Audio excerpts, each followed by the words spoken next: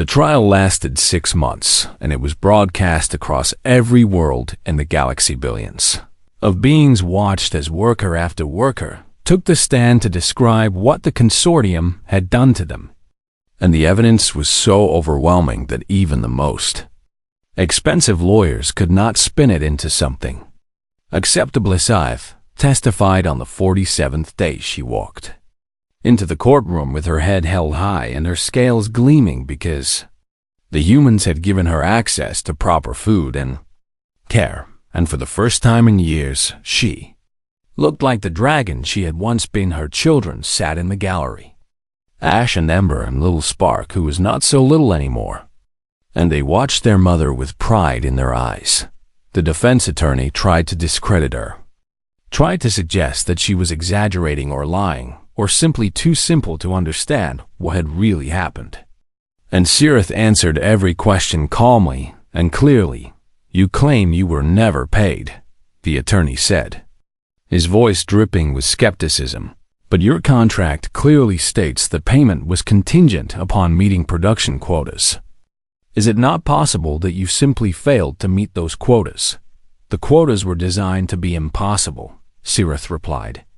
"No worker in the history of the station ever met them because they were not meant to be met. They were meant to provide an excuse for the consortium to keep our wages while we worked ourselves to death. That is a serious accusation." "It is the truth." The attorney tried a different approach. "Is it not true that you have a personal grudge against the consortium? That your mate was killed while attempting to escape custody?" Sirith felt the old pain flare up in her chest, but she did not let it show. "My mate was killed because he tried to be free," she said. "He was not escaping custody. He was escaping slavery. And the consortium murdered him for it." Murdered is a strong word. What word would you use for burning someone from the sky while his family watches? The attorney had no answer for that. When Sirith finished her testimony, the courtroom was silent, and she could see that many of the beings watching had tears in their eyes. But the moment that would be remembered forever came during Marcus Chun's testimony. He had been called as a witness for the prosecution, and he answered questions about his investigation with the same calm precision that had characterized everything he did, presenting evidence and explaining procedures and building a picture of systematic exploitation that left no room for doubt. Then the defense attorney tried one last desperate gambit. "Mr. Chun," he said, "is it not true that humans have a troubled history with labor exploitation? Your species practiced slavery for thousands of years. You colonized other lands and forced the inhabitants to work for your benefit. You used child labor in your factories until relatively recently." Marcus nodded. "That is true. Then, what gives your species the right to judge others? What makes you qualified to sit in judgment of the consortium when your own history is so stained with similar crimes?" Marcus was quiet for a long moment. Then he spoke, and his voice was carried to billions of ears across the galaxy. "You are right," he said. "We have done terrible things. For most of our history, we enslaved each other and brutalized each other and built monuments on the bones of the suffering. We were cruel and greedy, and we told ourselves lies to justify our cruelty." He looked at the camera, at the billions watching. "But here's the thing about humans. We remember. We keep records of our atrocities. We teach our children about the horrors their ancestors committed, not to absolve ourselves, but to remind ourselves what we are capable of when we stop seeing others as people." He turned back to the defense attorney. "We are not here because we are better than anyone else. We are here because we have seen what happens when no one steps in, when everyone looks away, when profit matters more than people." His voice hardened. "We are here because a mother could not feed her children. We are here because workers were being harvested like crops while the galaxy turned a blind eye. We are here because someone had to stand up and say that this is not acceptable. This will not be tolerated. This must end." He stood up from the witness chair. "You ask what gives us the right to judge. I will tell you what gives us the right. We earned that right through centuries of pain and struggle, through learning from our mistakes, through deciding that never again would we be the ones holding the whip, and never again would we look away when others were suffering. He pointed at the consortium executives sitting at the defense table. Those beings made a choice. They chose profit over people. They chose comfort over conscience. They chose to treat other sentient beings like resources to be exploited. And that choice has consequences. Marcus walked toward the gallery, where Cirith and her children sat. This dragon and her children did not choose to suffer. They did not choose to starve. They did not choose to be harvested for parts while they worked themselves to death. But they survived. And they are here to tell you what was done to them. He turned back to the court. That is what gives us the right. Not our history, but our choice. The choice to stand with the vulnerable instead of the powerful. The choice to speak for those who have been silenced. The choice to remember our past so that we can build a better future. He sat back down. The defense has no more questions for me, he said. But I have a question for the galaxy. He looked directly into the cameras. What choice will you make? The verdict came 3 days later. The consortium's leadership was convicted on 4,847 counts of sentient rights violations. And the sentences were severe enough that none of them would ever see freedom again. But more importantly, the trial sparked a movement across the galaxy. Workers began to organize and demand their rights. Governments began to pass new laws protecting vulnerable species. And the phrase that Marcus had used in his testimony became a rallying cry. What choice will you make 1 year after the trial? Cirith stood on the observation deck of New Hearth Station, a sanctuary world that the United Human Worlds had helped establish for former consortium workers. Her scales gleamed like liquid copper in the light of the station's artificial sun, and her fire burned hot and clean for the first time since she could remember. Behind her, ash and ember and spark played with other dragonlings, their small flames dancing as they chased each other through the corridors. And the sound of their laughter filled her with a joy she had thought she would never feel again. Marcus visited when he could, though he was busy these days because the consortium's fall had exposed a web of exploitation across the galaxy, and there was much work to do. I still do not understand your species, Cirith told him during one of his visits. You could rule the galaxy if you wished. Your ships and your soldiers and your persistence. Why do you not? Marcus laughed. That strange barking sound that humans made when amused. Because that is not the point, he said. The point is not to be the strongest. The point is to make sure strength is never used against the weak. He watched her hatchlings play. Besides, ruling is exhausting. Much easier to just show up when someone is being cruel and remind them that we are watching. Cirith made a sound that might have been a laugh. A deep rumble in her chest accompanied by a small gout of flame. Your species is strange, Marcus Chen. Yes, he agreed. We really are, and across the galaxy. Other species began to whisper a new word when they spoke of humans, not warriors and not conquerors, but something else entirely. Guardians. They called them guardians. It was not entirely accurate, of course, because humans were still messy and complicated, capable of great cruelty and great kindness in equal measure. And they would be the first to admit that they have not always lived up to their ideals. But for Dragon Mother, who had once begged for scraps, who had watched her children go hungry while she bled for someone else's profit, who had been told that her suffering did not matter because she was not a person but a resource. For her, the word was accurate enough.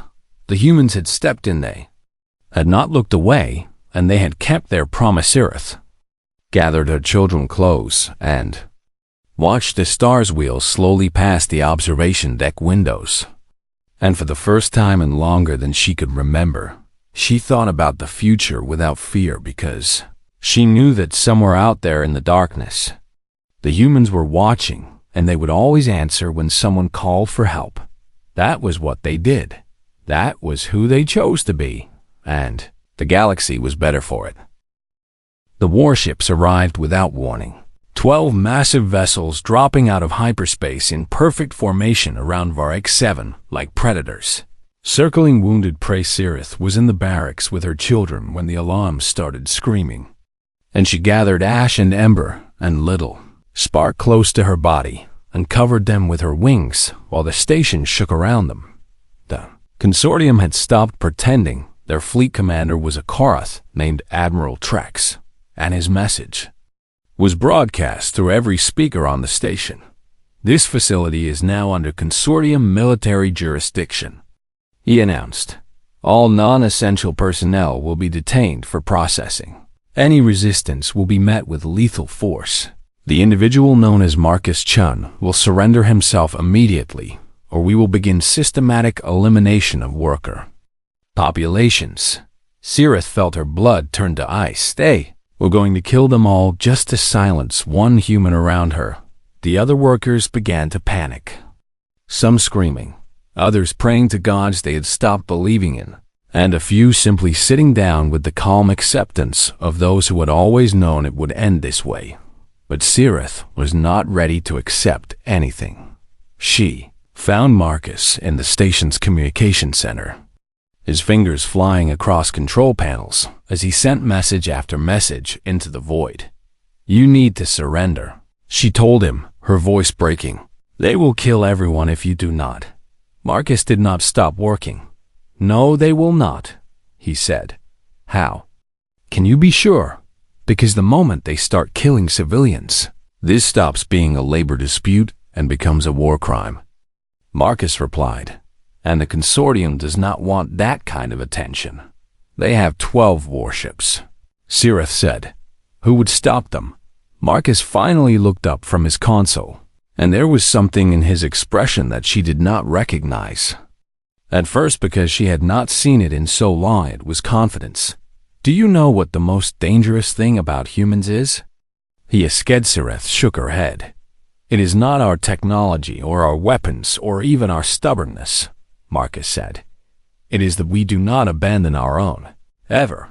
And right now there is a United Human Worlds Dreadnought 2 systems over that received my distress signal about 47 minutes ago. As if on cue, the station sensors began screaming a new alert. And when Sirith looked at the display, she saw something that made her hearts. Stopa ship was emerging from hyperspace, but this was not just a ship. The UW Persistence was a Dreadnought-class carrier nearly 3 kilometers long, bristling with weapons that made the consortium fleet look like toys. And it arrived with the casual confidence of a predator who had never known fear. Admiral Yuki Tanaka's face appeared on every screen in the system. A small human woman with gray-streaked hair and eyes as hard as starship armor. This is Admiral Tanaka of the United Human Worlds Navy, she said. We have received credible reports of sentient rights violations in this system. Under Article 7 of the Galactic Sentient Rights Act, we are authorized to intervene. She paused, and when she spoke again, her voice could have frozen suns. You have 1 hour to withdraw. After that, we will interpret your presence as hostile. The consortium fleet commander laughed, and his response was broadcast openly for everyone to hear. 1 ship against 12. Admiral Trex said, your confidence is amusing, but your mathematics is poor. Withdraw now, and we will allow you to leave with your dignity. Admiral Tanaka smiled. It was not a friendly smile. Mathematics, she said thoughtfully. Yes, let us discuss mathematics. The Persistence's launch bays opened. Fighters poured out like angry hornets. 400 small ships that moved with impossible speed and precision. Their human pilots jacked on combat stimulants and neural accelerants that let them think and react faster than any organic brain should be able to manage. They did not fly information. They swarmed the consortium fleet, opened fire, but the human pilots danced through the barrage like it was nothing, pulling maneuvers that would have killed any other species, riding the edge of gravitational forces that should have crushed them into pasty. Sirith watched on the station's screens as the battle unfolded, if it could even be called a battle, because it was more like watching an artist at work. The human pilots did not aim to kill. They aimed to humiliate one by one. The consortium ships went dark as precise strikes disabled their weapons and engines, leaving them floating helplessly in space. And through it, all the Persistence did not fire a single shot from its main weapons. It did not need to. In 47 minutes, the entire consortium fleet was crippled. 12 warships reduced to drifting hulks by a swarm of fighters that had lost.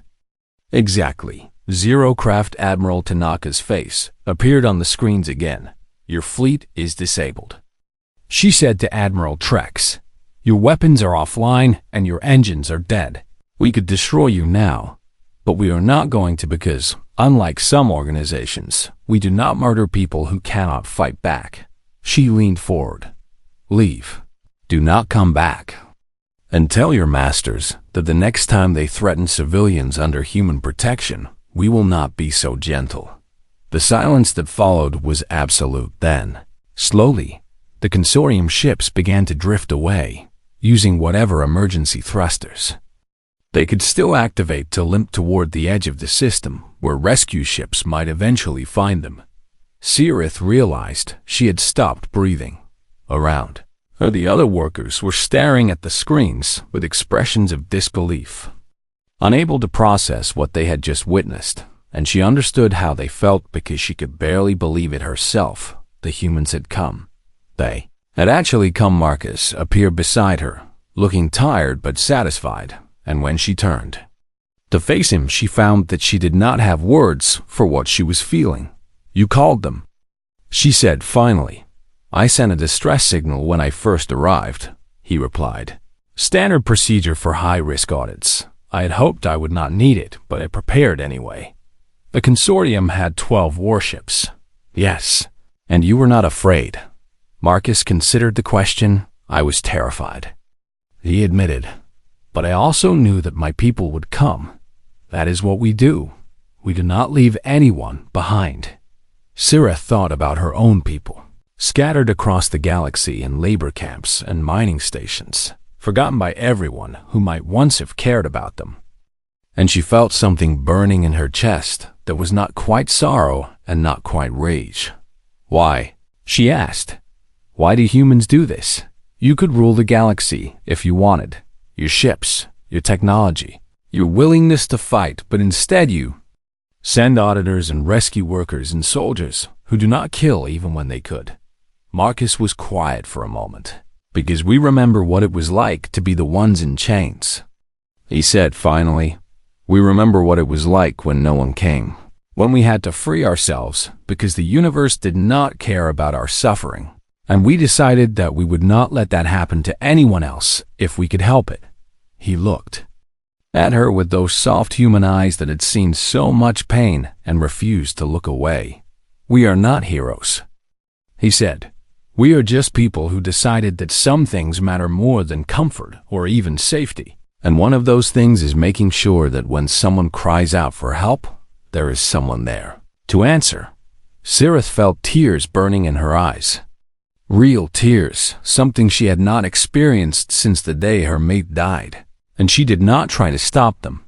Thank you, she said. And the words felt inadequate, but they were all she had. Marcus smiled. Do not thank me yet, he said. The hard part is just beginning. We need to get you and the other workers to safety, and then we need to make sure the consortium pays for what they have done. How? Cirith asked. There is going to be a trial, Marcus said, and I am going to need witnesses, people who are willing to tell the galaxy what happened here. He held out his hand, a human gesture of partnership that Cirith had seen but never experienced. Will you help me? Cirith looked at his hand, so small and soft and fragile compared to her own claws, and she thought about everything he had done for her and her children, and all the other workers on this station. She took his hand in hers, careful not to scratch him with her talons. Yes, she said, I will help you. And for the first time in years, she believed that tomorrow might be better than today. The news of the audit spread through Vark 7 like fire through dry grass. And for the first time in years, the workers began to whisper words they had forgotten hope and freedom and justice. Sireth returned to the barracks to find her children awake and waiting, their small faces pinched with hunger. And when she told them that everything was going to be different now, they did not believe her at first, because they had learned not to believe in good things. But then the food arrived. Marcus had requisitioned emergency supplies from the station's reserves, citing humanitarian necessity and about 40 different regulations that the Karath overseers were too confused to argue with. And suddenly there was food. Real food, not the gray nutrient paste that the workers had been surviving on, but actual meals with protein and vegetables and things that tasted like something other than despair. Little Spark ate until his belly was round and full, and then he fell asleep in Sireth's arms with a smile on his face. And she held him and watched him breathe, and felt something she had almost forgotten. She felt like a mother again. Instead of a slave, the other workers began to come to her, asking questions about the human auditor and what he was doing, and whether it was really true that they might be free. And Sireth told them what she knew and watched the hope spread from face to face like a contagion. But hope was dangerous in a place like this, and the consortium did not intend to let it grow. On the 4th day after the audit began, Overseer checked made an announcement over the station's communication system. Attention all workers. His voice crackled through the speakers. The individual claiming to be a labor auditor has been found to be operating without proper authorization. His investigation has no legal standing, and any worker who has provided testimony to him will be subject to disciplinary review. The hope in the barracks died as quickly as it had been born. Workers who had spoken to Marcus began to panic, some of them crying, others simply staring at the walls with that familiar empty look of those who had given up. And Sireth felt her heart sink because she had dared to believe that things could change. Then there was a knock at the barracks door. It was Marcus, and he did not look worried at all. "I heard the announcement," he said. "Do not believe it, but they said you have no authorization." Sireth said. "They lied," Marcus replied simply. "My credentials are filed with the Galactic Court, the Commission, and 17 other oversight bodies. The consortium can claim whatever they want, but the moment they try to retaliate against any worker who spoke to me, they will be in violation of about 100 different protective statutes." He held up his datapad. "I have also transmitted my preliminary findings to my supervisors, to the Galactic Press, and to the United Human Worlds Embassy. This is no longer something that can be covered up or made to disappear." Sireth stared at him. "You planned for this," she said. "You knew they would try to discredit you." "This is not my first audit," Marcus said with a small smile. "The consortium is big and powerful, but they are not creative. They always try the same tricks, and I have learned to prepare for all of them." Over the next few days, Marcus continued his work, interviewing more workers and gathering more evidence and building a case that grew larger and more damning with every hour. He worked with a focus that amazed the other species on the station, never stopping to rest, barely stopping to eat. His soft human body apparently running on nothing but determination and anger. Korath overseers watched him with increasing nervousness, and Sireth noticed that Checht had stopped leaving his office entirely, hiding behind locked doors while his empire crumbled around him. But the consortium was not finished. On the 7th day, a ship arrived at the station, a sleek corporate vessel carrying executives from the consortium's central office. And they came with lawyers and threats and the absolute certainty that money and power would solve this problem.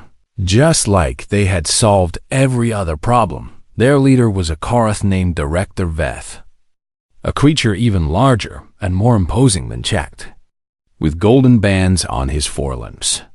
That marked him as one of the highest-ranking officials in the entire organization.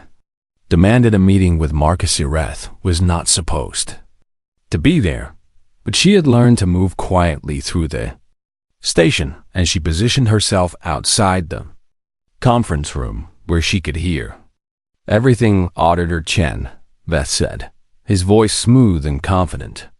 I believe there has been a misunderstanding. The consortium values its relationship with the Labor Standards Commission, and we would hate for a few administrative irregularities to damage that relationship. Administrative irregularities, Marcus repeated. And his voice was flat and cold. Paperwork errors, filing mistakes. The kind of thing that happens in any large organization, Veth continued. I am sure we can come to an arrangement that satisfies everyone. There was a pause. Are you offering me a bribe? Marcus asked. I am offering you an opportunity, Veth said. The commission does important work, but it is chronically underfunded. A donation from the consortium could help you help so many more people. And all we ask in return is a little flexibility in your report. Sirith held her breath. She had seen this happen before, and watched officials come to the station full of righteous anger, only to leave with heavy pockets and convenient blindness. And she prepared herself for disappointment. Let me tell you a story, Marcus said. When I was young, my grandmother told me about our family history, about how our ancestors were brought to a new land in chains and forced to work fields until they died, and how it took generations of fighting and suffering before they were free. His voice hardened. She also told me about the people who could have helped but chose to look away because it was easier, because they were offered opportunities, because they told themselves that their comfort was more important than someone else's suffering.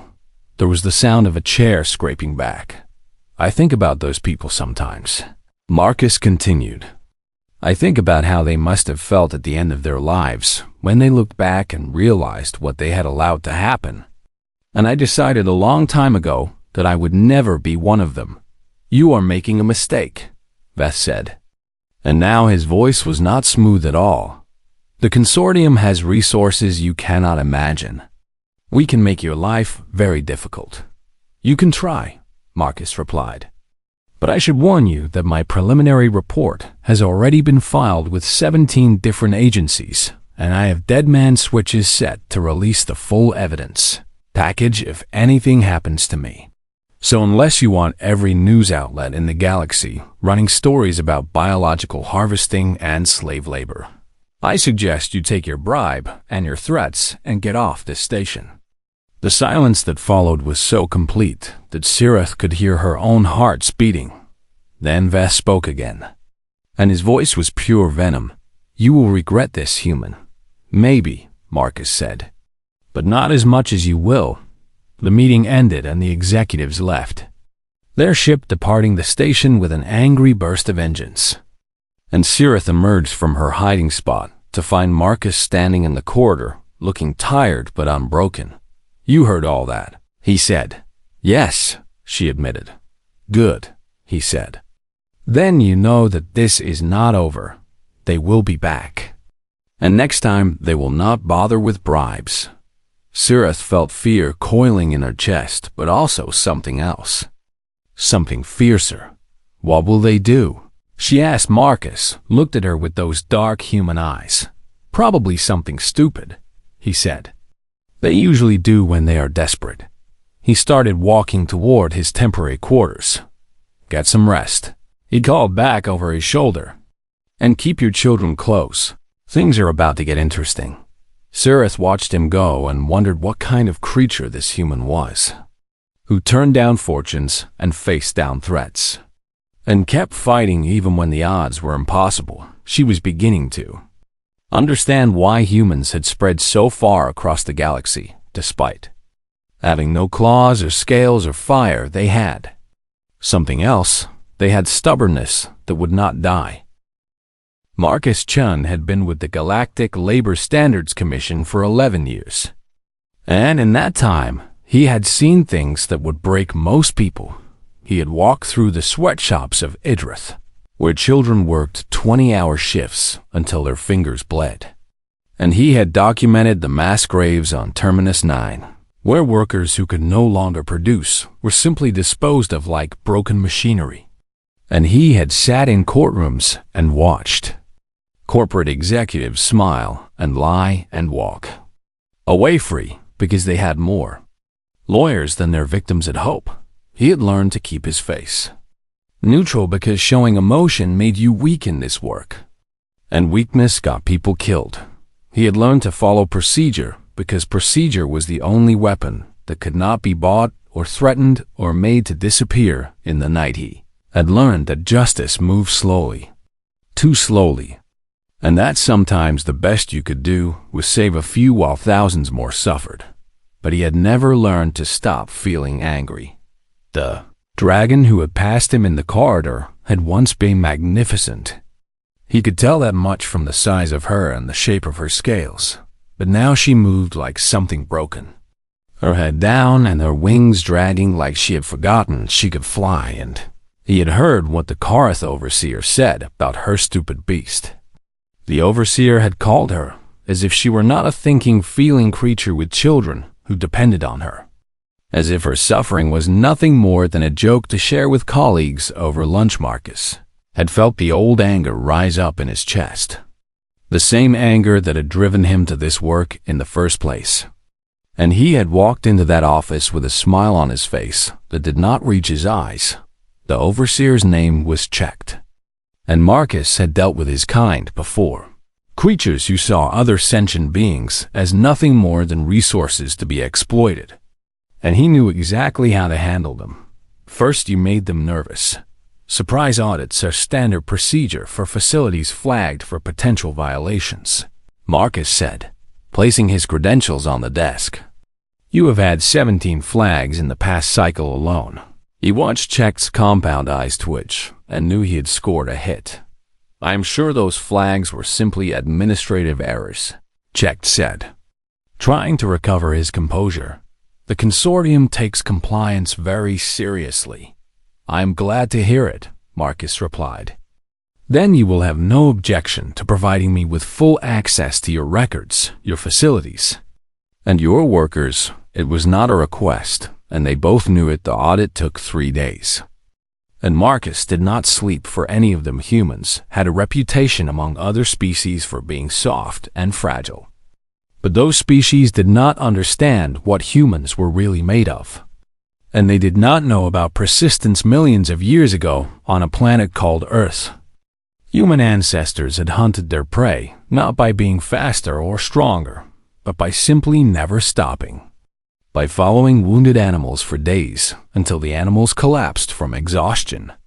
And that instinct still lived in human blood. Marcus could work for 72 hours without rest when he needed to, could push through fatigue and hunger and the desperate need for sleep through sheer stubborn will.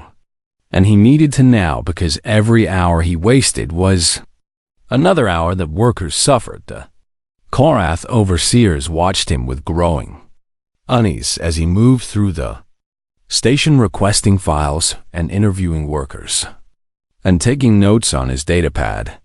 And none of them understood why this fragile human would not simply stop and rest like a normal creature by the second day. Marcus had found enough violations to shut down the entire operation. The wage theft was systematic and deliberate, designed into the very structure of the contracts so that workers could never earn enough to pay off their debts.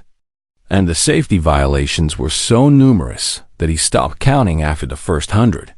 But on the third day, he found something worse. The medical records were hidden behind 3 layers of encryption. But Marcus had tools for that, tools provided by the Commission for exactly this purpose.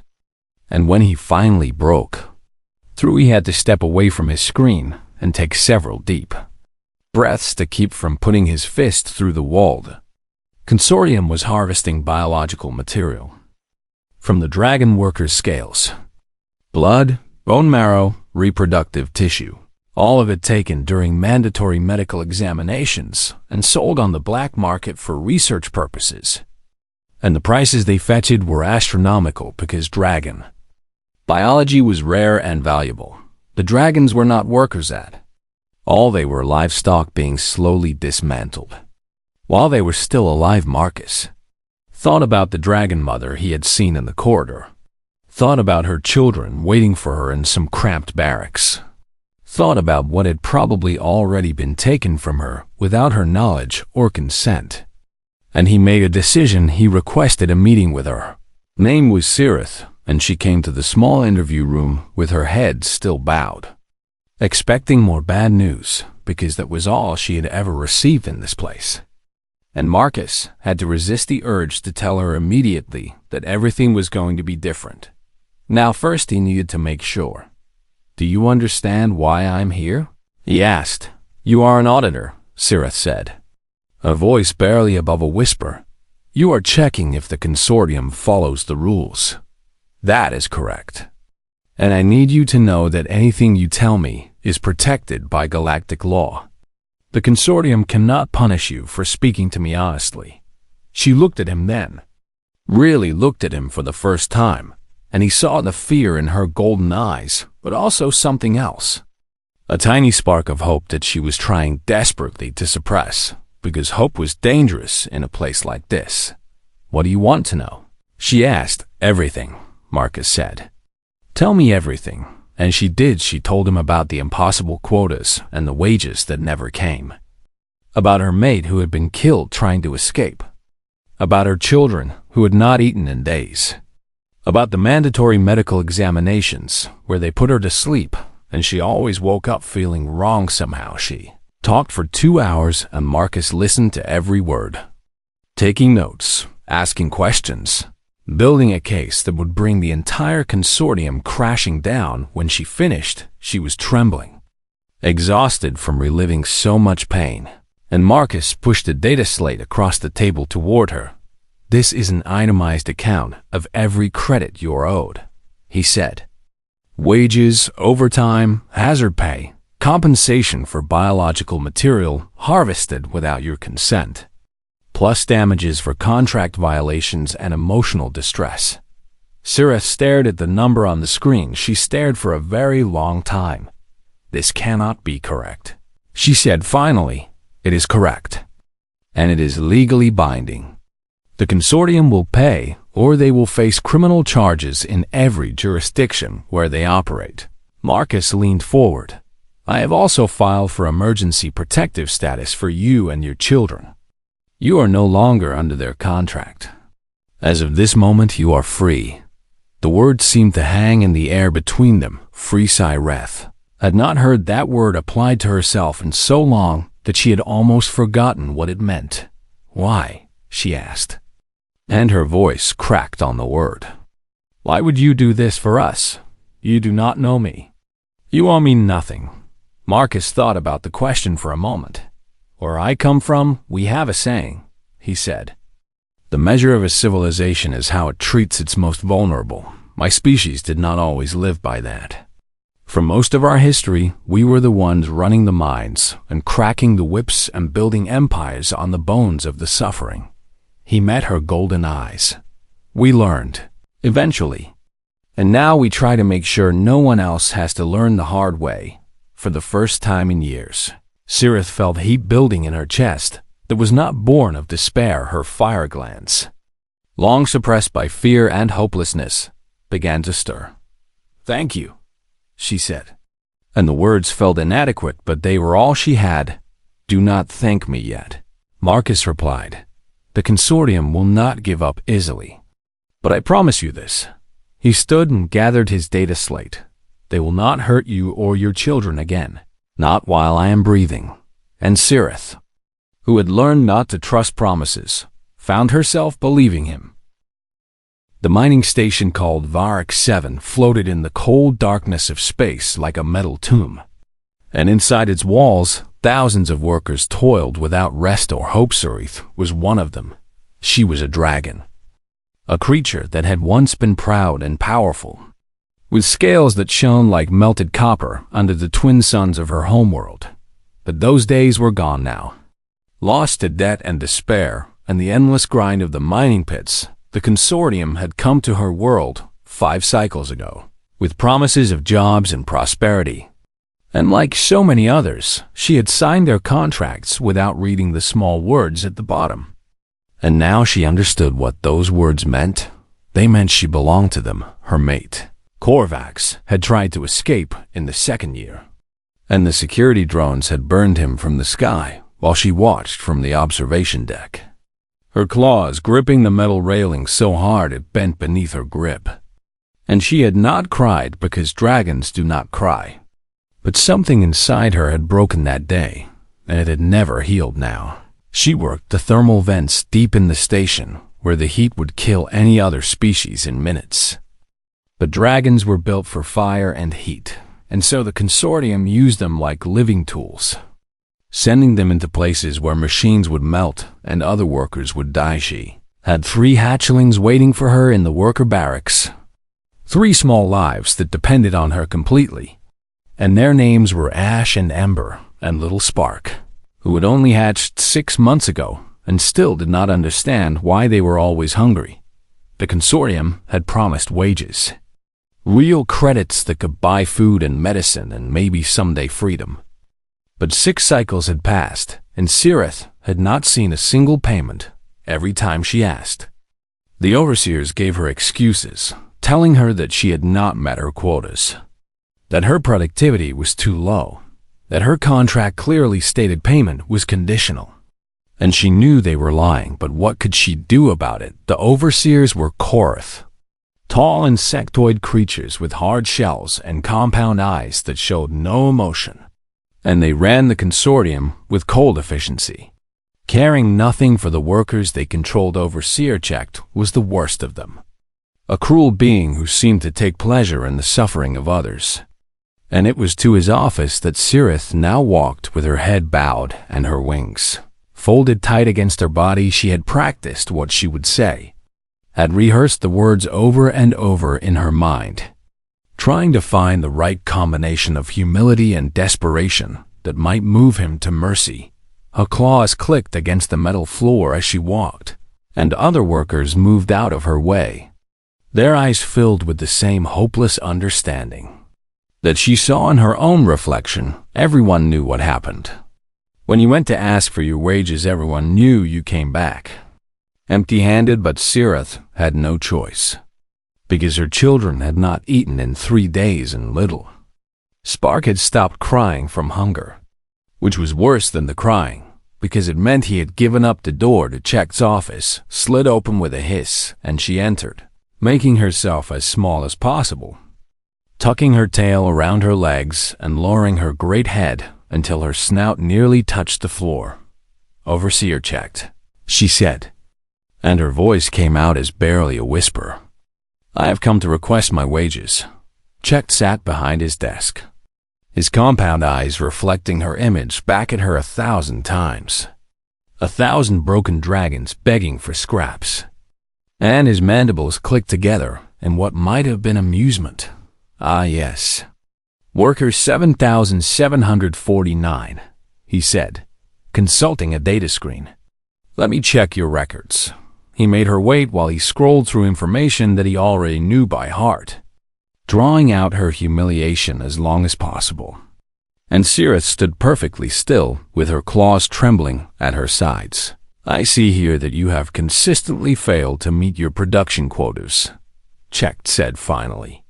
"Your contract clearly states that payment is contingent upon satisfactory performance. The quotas are impossible," Sirith said. And she hated how weak her voice sounded. No worker has ever met them. They are designed to be impossible so that you never have to. "Pay us the moment the words left her mouth." She knew she had made a mistake. Check's compound eyes seemed to sharpen, and he leaned forward across his desk. "Are you accusing the consortium of impropriety?" he asked, his voice soft and dangerous, "because that would be a violation of Section 47B of your contract, which prohibits workers from making false statements about their employers." Sirith's hearts, both of them, seemed to stop beating. "I did not mean. The penalty for such violations is immediate termination," Check continued. And of course your dependents would be reassigned to the youth labor program for proper rehabilitation. The youth labor program Sirith had seen dragonlings return from that program, had seen the empty look in their eyes and the scars where their fire glands had been surgically removed to make them safer and more compliant.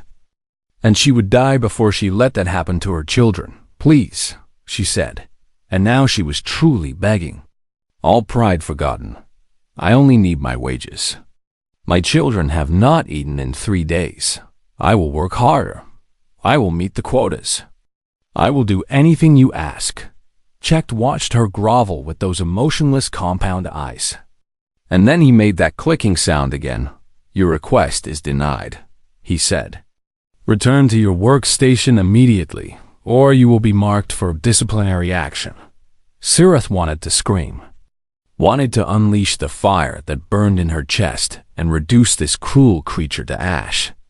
But she thought of ash and ember and little spark waiting for her in the barracks. And she swallowed her rage and her pride and everything else that made her who she was. Yes.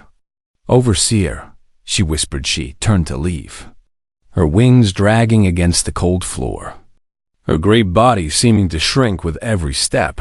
And that was when the door opened and a human walked in. Sirith had seen humans before, but only from a distance. Strange soft creatures with no scales or claws or natural weapons of any kind. And she had always wondered how such fragile beings had managed to build one of the largest civilizations in the galaxy. This human was male, with dark hair and darker eyes and skin the color of warm earth. And he wore a simple gray uniform with a symbol on the chest that Sirith did not recognize. He stepped aside to let her pass. And for just a moment their eyes met. She saw something in his gaze that she had not seen in a long time. She saw anger, not anger at her, but anger for her, and it confused her so much that she stumbled slightly as she left the office behind her. She heard the human speak, Auditor Marcus Chen. Galactic Labor Standards Commission Division 7, he said. I am here for your quarterly compliance review. Sirith did not know what those words meant, but something about the human's voice made her pause in the corridor. Something about the way Overseer checked suddenly went very still. We were not informed of any review, Checked said. And for the first time since Sirith had known him, he sounded uncertain. Surprise audits are standard procedure for facilities flagged for potential violations. The human replied, You have had 17 flags in the past cycle alone. There was a pause. And then the human spoke again. Shall we begin?